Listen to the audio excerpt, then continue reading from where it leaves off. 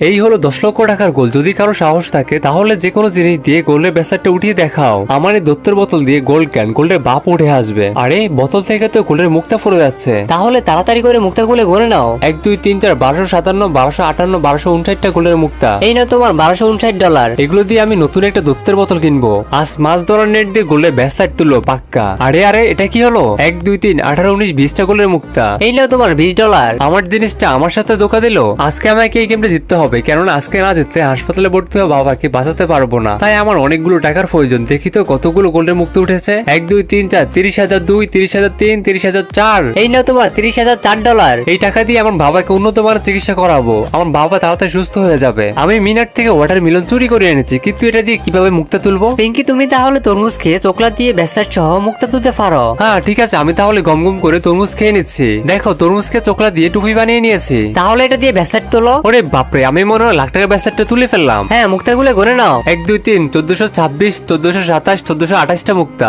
এই নাও $1428। এটা দিয়ে মিনাকে অনেকগুলো ওয়াটার মিলন কিনে দিব। আমার এই কাগজ